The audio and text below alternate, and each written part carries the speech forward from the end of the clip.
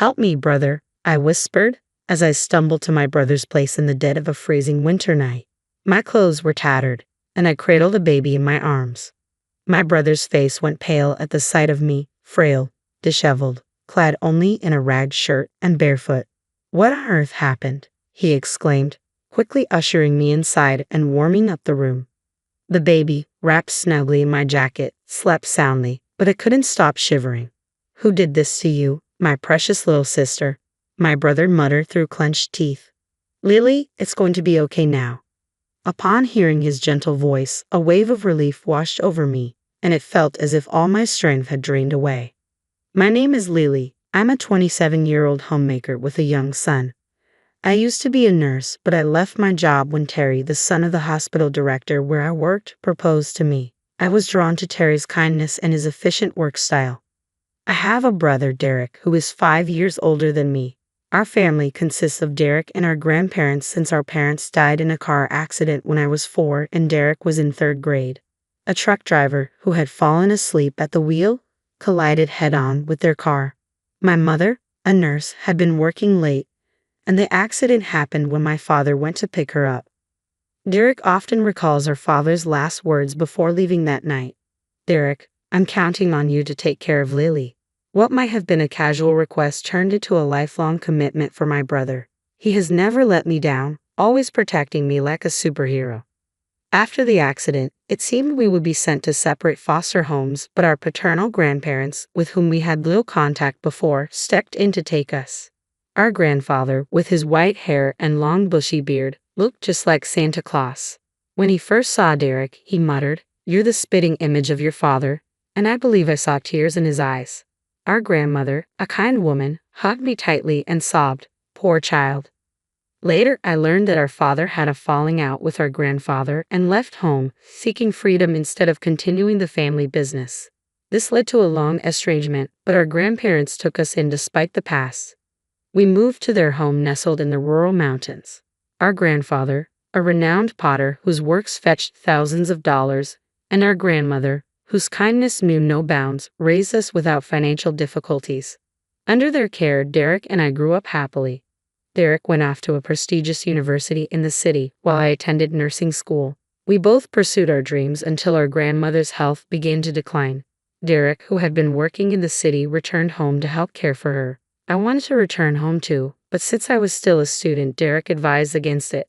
Derek had always been interested in our grandfather's work, but our grandfather had firmly encouraged him to follow his own path, which led Derek to attend university. I believe our grandfather regretted forcing our father to continue the family business and didn't want his grandchildren to go through the same experience. However, Derek insisted on learning pottery from our grandfather. He had always been handy and pottery suited him well. Besides, Derek excelled in everything: academics, sports, and he was popular among his friends. He was truly a superhero.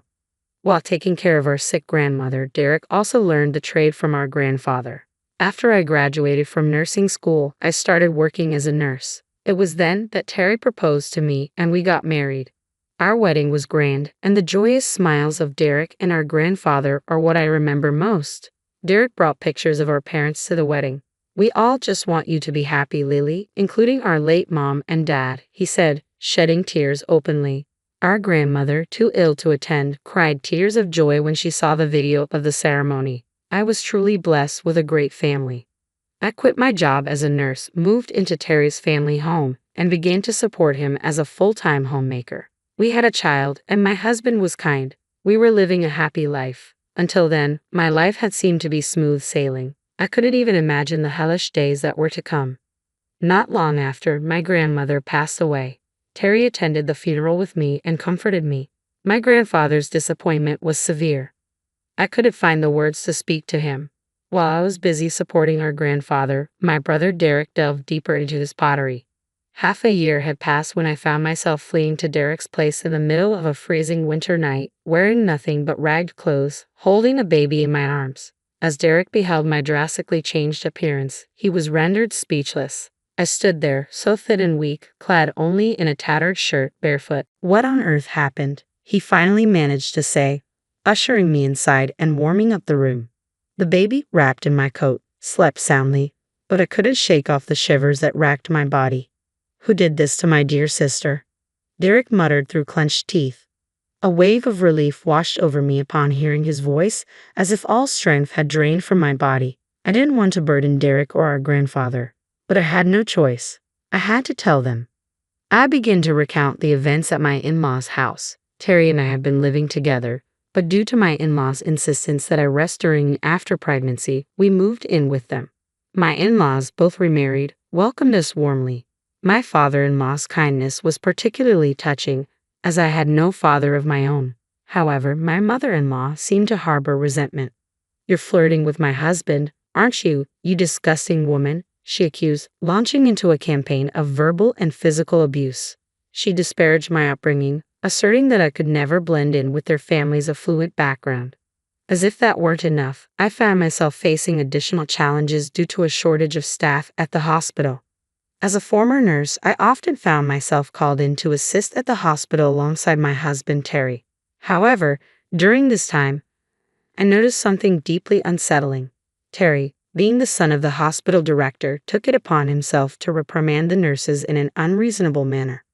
"Move quicker. You're a nurse getting paid, aren't you? Don't slack off just because my father is lenient. Once I take over this hospital, I won't be so forgiving," he would bark at them. His harsh words towards the hardworking nurses were unreasonable and unjust. Attempting to intervene, I interjected, "Terry, don't you think that's too harsh? Everyone here is trying their best." Unfortunately, my husband didn't take kindly to my interference. In front of the other nurses, he flew into a rage, furious that I had dared to stand up to him. Since that incident, Terry became distant towards me, perhaps influenced by my mother-in-law, who had been insinuating from the start that I was too soft on your wife and that I was taking you for granted.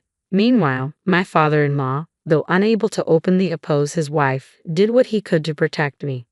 Unfortunately, when my father-in-law fell seriously ill and became bedridden, the situation worsened. Seizing the opportunity, my mother-in-law made me take on all the household chores, treating me like a mere housekeeper. I found myself juggling caring for my son, cooking, laundry, and cleaning, all while enduring mistreatment.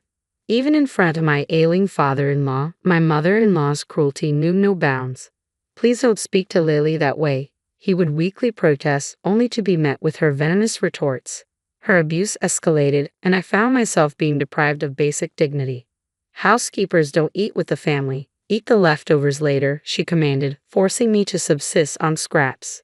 Despite the hardships, I endured it all for the sake of my son and my ailing father-in-law. I was so distraught that I lost my appetite. When I glanced in the mirror, I was taken aback by the gaunt and worn reflection staring back at me. My husband's words cut deep. "I only married you because you were somewhat attractive, but I never imagined you become such a disheveled woman," he sneered, insisting that I relocate from our bedroom to the storage room. The cruelty was staggering. The verbal abuse didn't stop with me, it extended to our son. "Of course he's not smart. Look at who his mother is," my mother-in-law would scoff. "His constant crying is annoying. Make him stop right now," my husband demanded. It felt like something inside me had snapped. Determined to escape, my sole concern was my father-in-law's well-being. However, to my surprise, he urged me to flee to my brother's place. Pressing several $100 bills into my hand, he insisted I leave immediately. Without hesitation, I wrapped my son in my coat and hailed a taxi with the money my father-in-law had given me. I rushed to my grandfather's house, where I poured out the entire ordeal to him and my brother Derek. Derek, his usually calm demeanor replaced by a furious expression I had never seen before, clenched his fists in anger. Assuring me that things would be okay, he said, "You've been through so much. It's time to relax." Overwhelmed with emotion, I broke down in tears. Even my grandfather, typically reserved, muttered, "I can't forgive this." A few days later, leaving my son under my grandfather's care, I made the decision to return to my in-laws' house with Derek to retrieve my belongings. Having left abruptly without a word, I anticipated trouble upon our return. My husband greeted me with a cold gaze and muttered, "You finally returned, huh?" Derek, maintaining his composure, calmly stated, "My sister seems very distressed, so we'll be taking care of her for a while. We've come today to collect some of her personal belongings." To this, my husband retorted, "I married her, so if she doesn't come back, there will be no one to do the chores." That's a big problem for me. Looking down on Derek, my mother-in-law remarked, I heard you do pottery. It must be a tough life. Even if you take care of my daughter-in-law, it's going to be difficult for you, right? Please send her back. It's a problem for us too. I could see Derek struggling to contain his anger as we requested to retrieve our belongings. Directed to a storage room in the corner of the hallway, which served as my room, we found it cramped and neglected. Cardboard boxes and old appliances cluttered the space, with only a few changes of clothes for me and my son. There were no heating appliances, just a thin blanket and mattress. Derek, visibly shaken by the harsh conditions, confronted my mother-in-law. Is this where you've shoved my dear sister and her child? Her reply was callous. She should be grateful just to have a room. She's just a housekeeper after all. Eager to leave, yet concerned about my father-in-law, I wished to see him. He greeted me warmly and quietly handed me something, expressing his regret for not being able to protect me. For several days, we made preparations, and with my grandfather and Derek by my side, I returned to my in-laws' house. Determined to stand up for my son, I knew I couldn't keep running away forever. Upon arriving home, I handed my husband the divorce papers. His initial surprise quickly turned to defiance as he declared he wouldn't pay alimony or child support, claiming I had chosen to leave. To support my case, I played a recording in front of his mother, an audio documenting her belittling me and him shouting abuse. This is evidence of the abuse I suffered, I informed them. Their shock was palpable as they asked when I had even recorded this. It turned out my father-in-law had discreetly recorded everything to help me, passing the recording to me when I collected my belongings earlier. My brother Derek, who had graduated from law school and passed the bar exam while assisting our grandfather, assured me that I had grounds for divorce. He promised to fight for me wholeheartedly. As the tension escalated, my wheelchair-bound father-in-law appeared, handing divorce papers to my mother-in-law. He, too, had recorded the verbal abuse he endured and was now ready to divorce. Preferring life in a care facility over living with my mother-in-law, he asserted his decision firmly. My mother-in-law's reaction was unexpected. She laughed and declared her willingness to divorce as well, eager to return to her luxurious life. However, the situation took a dramatic turn when my grandfather made a call, announcing his termination of any contracts with a family like ours. It emerged that the major department store, run by my mother-in-law's brother, was on the brink of bankruptcy. He had been negotiating to exhibit and sell my grandfather's famous pottery, and the deal was close to finalization. However, a call from her brother, severing ties with her, left my mother-in-law stunned. Realizing the gravity of her situation, she began to plead for forgiveness, admitting her wrongdoing. At that moment, it became clear that change was inevitable. I have nowhere else to go. Please let me stay here, Lily. I'm sorry. Please forgive me, my mother-in-law pleaded tearfully. But forgiveness seemed out of reach for us. We all coldly stared at her, unmoved by her tears. Yet amidst the tension, my husband seemed oblivious to the gravity of the situation. I'm set to inherit this hospital. If you want a divorce, I'll pay alimony and child support. I'll marry someone younger and prettier than you, he said to me, his words laced with arrogance. However, my father-in-law interjected with a single sentence that changed everything. The hospital has been sold, he declared, his eyes widening in shock. What? My husband's face drained of color as my father-in-law revealed that Terry had been orchestrating behind the scenes. Get out of here right now, my father-in-law screamed at his stepson. My husband, not legally adopted by my father-in-law, had no claim to his assets. In contrast, I, legally adopted by my father-in-law, had been well cared for. Realizing the tide was turning against him, my husband quickly changed his tune, pleading for a fresh start with me, but I coldly dismissed him. Afterward, my son and I found solace and happiness at my grandparents' house. With each passing day, my son cried less, finding joy in playing outdoors. Meanwhile, the divorce proceedings were finalized, the audio tape proving crucial in establishing my mother-in-law's fault. They now live in a small rented apartment, their attempts at finding new jobs faltering. On the other hand, my grandfather enjoys comfort in a high-end senior home, where we visit him often. Terry continues his passion for pottery under my grandfather's guidance. Remarkably, my brother found love at a pottery exhibition, dating a woman with a passion for pottery. As for me, I work as a nurse at a hospital near my grandfather's house, fulfilling my dream inspired by my mother's legacy.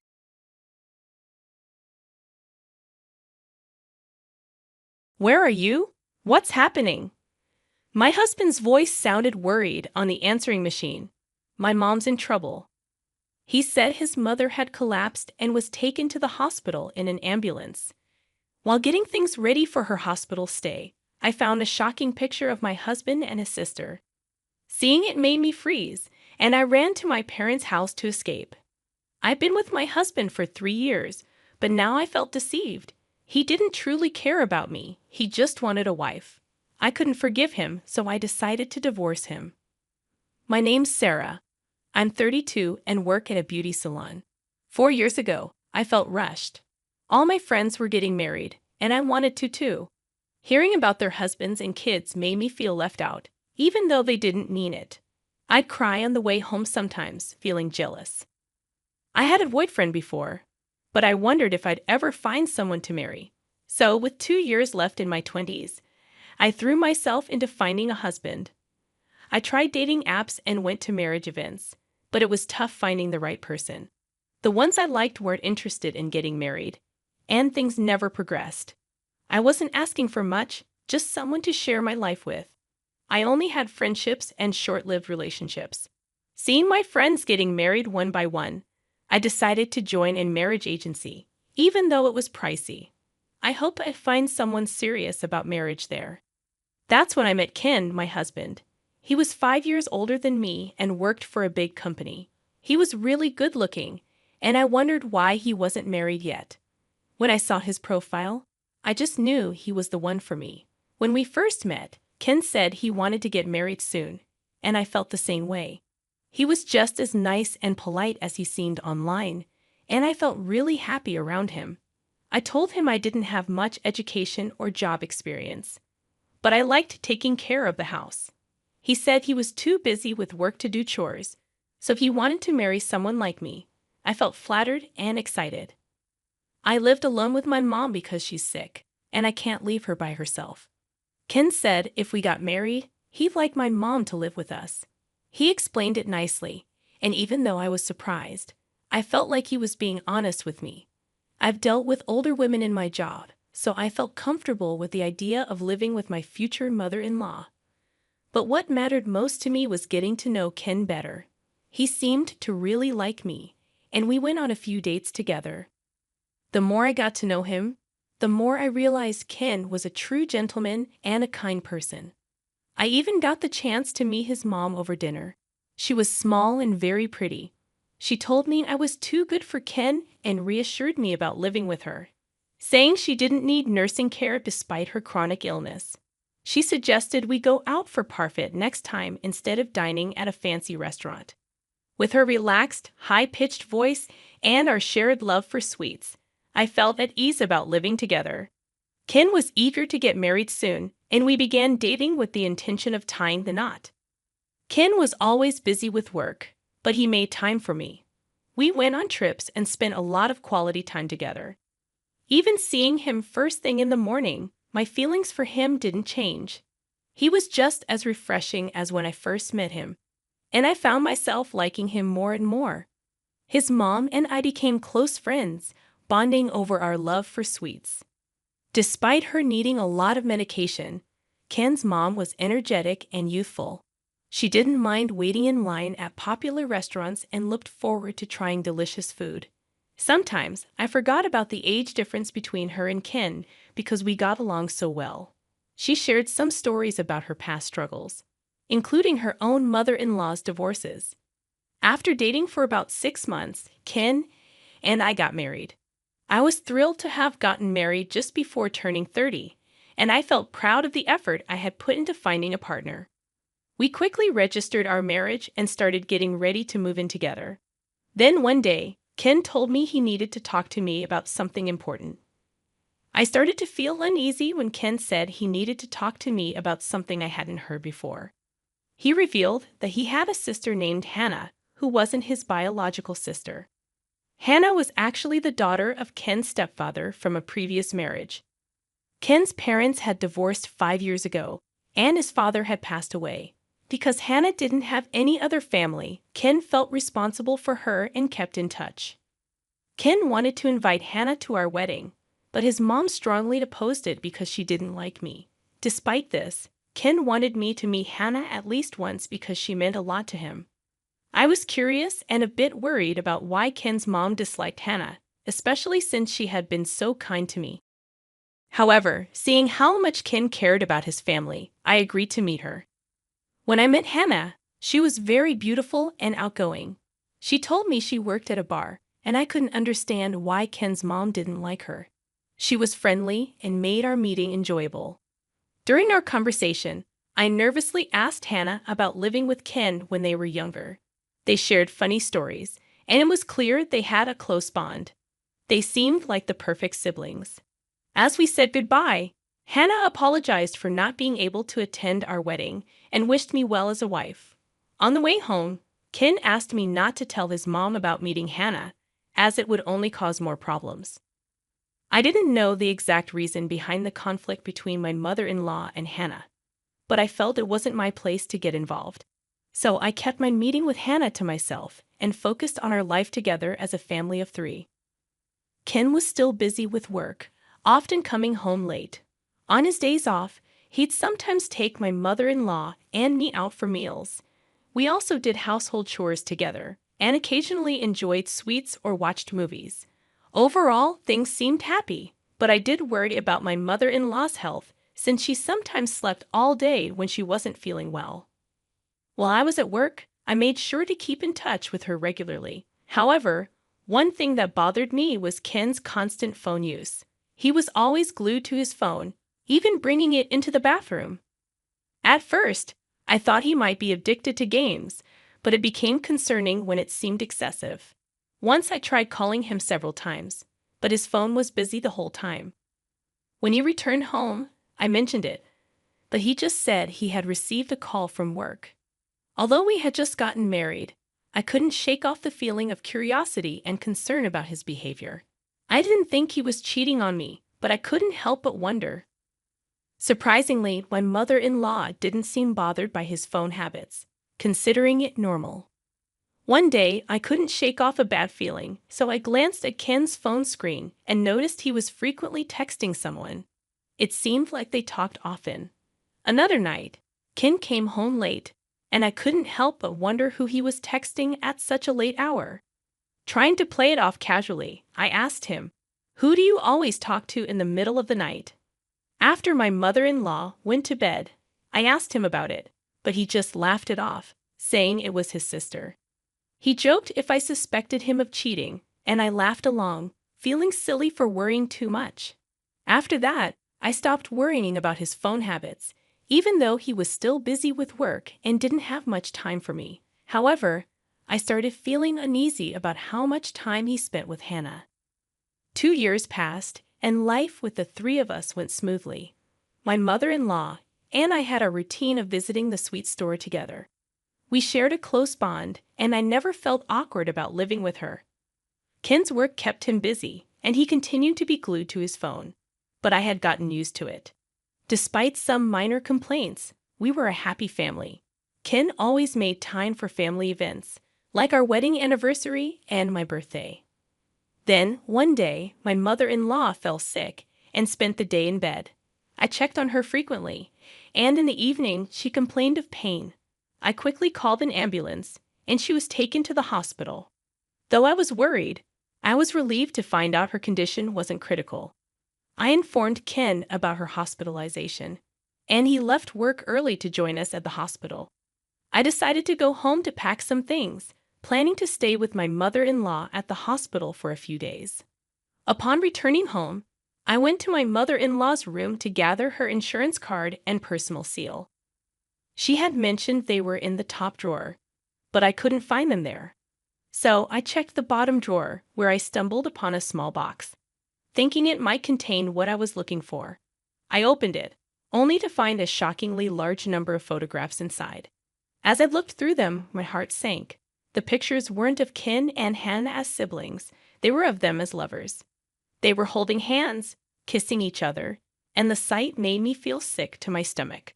I couldn't bear to look at them for long, so I closed the box. The realization hit me hard. Ken had been having an affair with Hannah all this time, and I couldn't believe it. My mind went blank, and the next thing I knew, I was running to my parents' house, clutching the box tightly. At my parents' house, my mother was surprised to see me in such distress. When she saw the contents of the box, she hugged me tightly as I broke down in tears. After a while, when I had calmed down a bit, she asked me if Ken was cheating. I explained to her that the woman in the pictures was Hannah, and the box was found in my mother-in-law's room. I hadn't even told my own mother about having a sister-in-law. "I can't continue living with him," I sobbed to my mother. "Of course not. You absolutely can't stay with him," she replied firmly, sharing my anger. When I checked my phone, I saw numerous missed calls from Ken and an angry voicemail asking where I was and what I was doing while his mother was in trouble. But after discovering the truth, I couldn't bring myself to respond. I was really upset, but I thought it was strange because I felt like I should be the one who's angry. So, I turned off my phone because just talking about it made me feel sick thinking about the pictures. The next day, I decided to be kind and reach out to him. I said, "I need to talk to you tonight. I'll bring my mom along, so please call Hannah." He started talking a lot, saying how relieved he was that Hannah was okay. It annoyed me, so I just said, "Okay, see you tonight," and hung up. Right after that, I went to see my mother-in-law in the hospital. She looked happy to see me and called my name. I apologized for her feeling sick, but I needed to know the truth. I found a box in her closet and showed it to her. She started crying. She said, "Sarah, I'm really sorry. Ken is my ex-husband's stepchild. 5 years ago, they told me they were in love, even though they're not related by blood. They're both my kids. I told them it wasn't right, and Hannah got upset and left. I haven't heard from her since. I should have told you earlier, but I didn't want to upset you with their old photos. Don't worry. I don't know where Hannah is now, and I'm pretty sure she's not in touch with Ken." She looked me straight in the eyes, and I could tell she was telling the truth. Ken still talks to Hannah. Actually, he introduced me to her years ago. I told my mother-in-law, and she cried again. "But you're married," I pointed out. "I'm sorry, it's not your fault. But I can't stay married to Ken anymore. I'm going to divorce him. Don't apologize to me. It's my mistake for not noticing." "I'm sorry," she said. I couldn't hold back my tears either. I left the hospital room and headed to the house where my mom, Ken, and Hannah were waiting. When I got there, they were all waiting for me. I sat down and immediately showed them the pictures. "You two were in a relationship, and I'm divorcing you," I said. Ken didn't seem bothered and said, "Yeah, that's true. Being family and being in a relationship are different. We were happy as a family. Wasn't Mom happy too? What's wrong with that? We don't need to get divorced," he said with his usual bright smile. "Hannah, I'm sorry for not telling you earlier, but I didn't mean to break up your family. I don't think we need to get divorced," she said. I was furious. Hearing them talk like that made me shake with anger. "That's ridiculous. This is cheating. How can I stay in a family with someone like that?" I shouted at them loudly. "Hey, calm down. If you want a divorce, that's okay. I tried to be a good family member.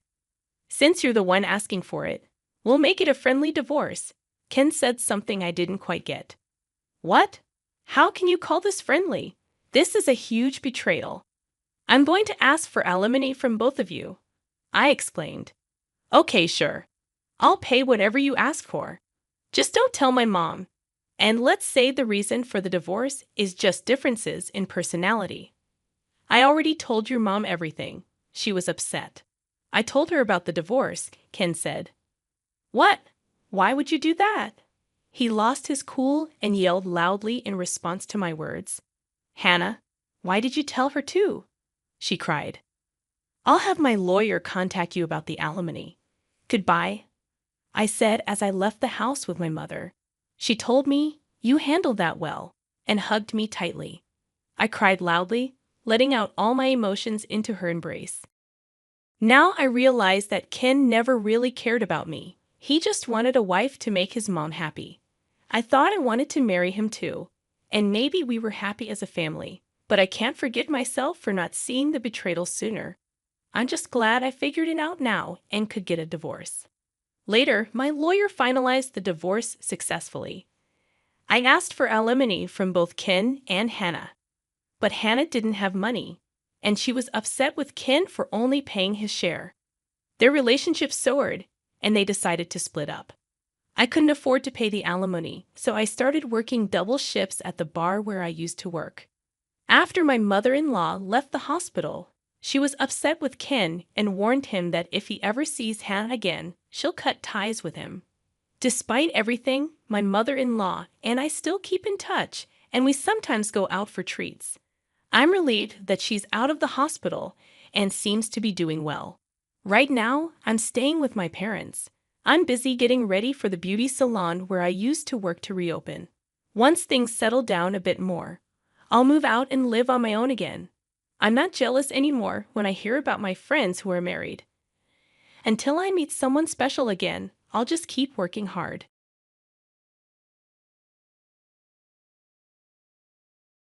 That's right about your father's inheritance. Emily and I will take over all the remaining assets. My mother told me right after my father's funeral. To be honest, I had no intention of discussing the inheritance on the day my father passed away. However, Emily eagerly pushed the conversation forward with sparkling eyes. There's a will too. Look, Emily continued, proudly displaying the document. Just after Dad went to the hospital, Mom and I visited his room and had him write this. Dad immediately agreed to leave neither inheritance nor anything to you, sis. Dad did that? I asked, stunned. Yeah, he did, even though he always relied on you. I know it's harsh. It's pitiful for you, isn't it? But of course, Dad always found me more affable and favored me, Emily said smugly. No way, I started, but my mother cut in gleefully. You who have no job, we have no intention of giving you a single penny from the inheritance. We'll be enjoying a trip abroad, so prepare to leave this house by the time we return. Wait, how can I accept this? Why would such a thing happen? I tried to speak, but Mom and Emily retorted coldly. Be quiet. It's impossible for you to get anything from us now. Now that Dad's gone, we can finally act freely. Your role here is done, so leave immediately. All the sacrifices I'd made for Dad, all I'd done for him, and this was the result. How cruel. Giving everything for such an ungrateful father was pointless, even if I wished for their help. Now it's too late. Hearing those words, any remaining familial feelings toward my mother and Emily disappeared entirely. I couldn't accept what they said about my father, whom I deeply respected. Without expressing all I wanted to say to my mother and Emily, I calmly responded, I understand. I can't stay with you two any longer. I'll gladly leave. With that, I left my childhood home. My name is Ashley. I have a sister, Emily, who's 4 years younger than me. We're a family of 4 with our 2 parents. Emily's personality is similar to our mother's. She's affable but sometimes lazy. She often teases my father and me, who have more sincere personalities. Our mother, having a temperament like Emily's, felt especially fond of her. When we were children, it was evident she favored Emily over me. Whenever she met her friends, my mother would only take Emily with her, often leaving me at home. According to her, it's embarrassing to show plain and quiet Ashley to my friends. On the other hand, my mother was very proud of Emily, who was friendly and loved by everyone. Even with such a mother and sister, the reason I could live my days positively was because of my father. He valued my sincerity and loved Emily equally. I deeply appreciated and loved my father's fair attitude. Even after becoming an adult, the way my mother treated me remained unchanged. However, thanks to my father's presence, our household remained stable. But after my father retired at 65, an incident occurred at home. He tripped over a small step in the house and broke a bone. Although he tried hard with surgery and rehabilitation, his aging muscles didn't recover easily. As he spent more time bedridden and needed care, the dynamics at home changed. My mother and Emily became even colder toward him. Hey Mom, what do you think about this inn? Emily asked. Yeah, it looks good. The food seems delicious too. Maybe we should go with this one, my mother replied, looking at a guidebook. They chatted excitedly. What are you talking about? I asked. We're planning for a family trip, my mother answered with a hint of annoyance. But considering Dad's difficulty in moving around, isn't traveling difficult for him? I responded. Emily smiled and said, "Well, we're not thinking of bringing him in the first place. We plan to leave him at home." "That's cruel. It would be hard for him if he's left alone." "If Dad's not joining, I will stay home with him," I said. My mother and Emily just smiled at each other. Then my mother said, "That's fine too. If that's the case, Emily and I will just go by ourselves. Whether you two come or not is up to you, but since it's a family trip, we'll be using money from Dad's bank account." A quick glance at the guidebook revealed they had chosen a room meant for just 2 people. It was clear they had never intended to bring either my father or me along. After that, my mother and Emily frequently went out by themselves, staying at high-quality inns and dining at reputed restaurants. It was as if neither my father nor I existed in the house. I kept an eye on their actions from a distance, trying to finish my work as quickly as possible to take care of my father. When I couldn't handle everything alone, I sought help from care services for tasks like bathing assistance or accompanying my father on short walks around the neighborhood. On days when I had to work overtime, I asked my mother and Emily to look after my father, but they avoided the responsibility. "Ashley, I came to help with the bath, but is there no one at home today?" Upon receiving this notification from the care service staff, I quickly called my mother and Emily.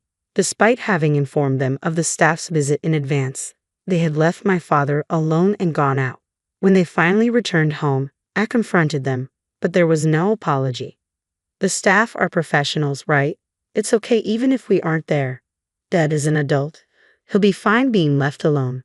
We don't want our time taken up caring for him like you do," they said, genuinely believing they were doing nothing wrong. I realized I couldn't rely on them and decided that taking care of my father was my responsibility. I juggled work and caregiving. The daily grind was far from easy, especially since neither my mother nor Emily showed any concern or understanding. My father's condition worsened as the days went by. He spent more time seated than walking and ate much less. As the 9th year of caring for my father approached, I became increasingly concerned about how frail he looked when I took him to the hospital. I was hit with a shocking diagnosis. "Your father has advanced cancer." It can't be, I thought, realizing that we might not have much time left with him. Determined to support him in his final days, I quit my job to care for him full-time. I knew I had to tell my mother and Emily. The reactions were unexpected. When I informed them about his condition, my mother commented, "Really? He never drank or smoked. It's unfortunate that such a sincere person ended up with cancer." Emily, with a stunned expression, said, "I can't believe you'd give up your job to take care of Dad. I'd never make that choice." I thought they would be concerned about him, but they showed no signs of it at all. I was honestly surprised by their indifference, as if it was someone else's business. In the end, the 2 of them only visited him at the hospital for a short time and never really came to pay a proper visit. I supported him daily during his chemotherapy treatments. Despite our best efforts, we couldn't stop the cancer's progression, and half a year later, he passed away. The days after the diagnosis went by in a blur. Upon hearing of his death, my mother and Emily started a private discussion and left me to arrange the funeral on my own. They disappeared somewhere, leaving me with no time to mourn my father as I had to handle the funeral arrangements alone. As the funeral began, my mother appeared and began to deliver the chief mourner's speech. Despite having done nothing, she put on a face for the public. I was irritated by her behavior, but the funeral proceeded smoothly. Worn out as I headed home, I was invited to the living room by my mother and Emily, who had already returned, saying they had something to discuss. Without any consideration for my exhaustion, my mother abruptly declared, "Regarding your father's inheritance, Emily and I will inherit this house and all other assets." Frankly, I wasn't in the mood to discuss inheritance on the very day my father passed away. However, Emily eagerly chimed in, "We even have a proper will. Look," she proudly presented a document and began to explain. "Right after Dad was admitted to the hospital, Mom and I visited him and had him sign this. It states that you won't inherit anything." Dad agreed to it immediately. "Dad did?" I asked in disbelief. With a smirk, Emily said, "After all the help you provided, it's so cold, right? Maybe Dad in the end preferred me over his too serious elder daughter." "That's impossible," I began, but my mother interrupted with an inappropriate grin. "Clearly Emily is more adorable. Though your father always stayed home and had no hobbies, he surely saved a lot. Mom even quit her job because of the inheritance, and I took some time off work to enjoy it for a while," Emily added. Before I could respond, the 2 of them continued their conversation. My mother then told me, "You, who have no job, won't get a penny from the inheritance. We plan to enjoy a vacation abroad for a while, so you should leave this place by then," my mother declared. I hurriedly countered, "Wait a minute, do you genuinely believe what you're doing is right? If that's the case." Without waiting for me to finish, both my mother and Emily firmly responded, "Shut your mouth. It's a waste of time trying to take the inheritance from us. With your father gone, we'll do as we please. Your role here is done. Please leave this house promptly." To think that after all I sacrificed for Dad, this is what I get. There was no need to go to such lengths for such an inept father. It's pointless to regret and think about it now. Hearing those words, any remaining bond I felt for my mother and Emily was completely severed. I couldn't forgive them for speaking that way about my beloved father. Holding back what I wanted to say, I calmly told them, "I understand your thoughts. From now on, I can't imagine living together with you two. I'll gladly leave." Despite their initial surprise at my acceptance, the two soon smiled smugly together. "Good to know. Once you leave this house, never rely on us again. Our relationship ends here. Whatever happens to you, we want no part in it. Don't even think of contacting us." Receiving this intense sentiment from my mother, I packed only my essentials and left the house. A few days after the inheritance discussion, something unexpected happened. I received a call from my mother. My mother, who had claimed she would cut off contact with me, was suddenly on the phone, confronting me angrily. "What have you done? Where has all the money from your father's account gone? Why are you suddenly calling? Didn't you say you wouldn't contact me?" "Silence. This is an emergency. Return your father's savings immediately." "What are you talking about? I left the passbook at the old house. I have no way of accessing it after I left. But the money in the account is definitely gone. Such a significant amount of his savings couldn't have disappeared so suddenly. I found it suspicious when you managed to move out so quickly without a job," she snapped, assuming I had squandered my father's money. "Mom, haven't you ever checked the account balance before?" "Huh? I haven't bothered with such things." "I see. If you had, you would have noticed that Dad's savings weren't that much to begin with." "What do you mean? His savings were? Where did his retirement money go?" "We used it for our wedding ceremony and the new house." "Wedding? New house? I have no idea what you're talking about." I had been in a romantic relationship with a man named Sean, who was in charge of the caregiving service for my father. Our relationship started through our mutual care for my father. I had told my father about my relationship with Sean soon after we began dating. Sean proposed, but at that time, I was overwhelmed with caregiving and work responsibilities and couldn't make a decision. Upon learning the truth, my father had said, "Care for yourself more than me. I want you to have a happy marriage," my father had said, cheering me on despite my hesitations. He even started helping with the wedding venue selection and looking for a new place to live. We had reserved a wedding date for the following year and even signed a contract for a new apartment that my father liked. This all happened 6 months before we found out that he had terminal cancer. As a gesture of gratitude, my father covered most of the costs for the wedding and the new apartment. That was the reason for the decrease in the account balance. Hearing the turn of events, my mother's voice trembled. She was clearly shaken. So there wasn't any inheritance for us to inherit in the first place. Primarily just the family home, but given its location, we shouldn't expect a high selling price, I replied. Emily, having overheard the conversation, snatched the phone from my mother in panic. "Wait, so the financial assistance for your wedding is much more than the inheritance for Mom and me?" "That seems to be the case. Dad knew about my marriage and me leaving the house, so maybe he didn't see a problem in leaving the family home to both of you. He might have used a significant amount for me and intended the inheritance to compensate for that. Could it be that the reason you quit your job was because your marriage had been decided upon?" Emily asked.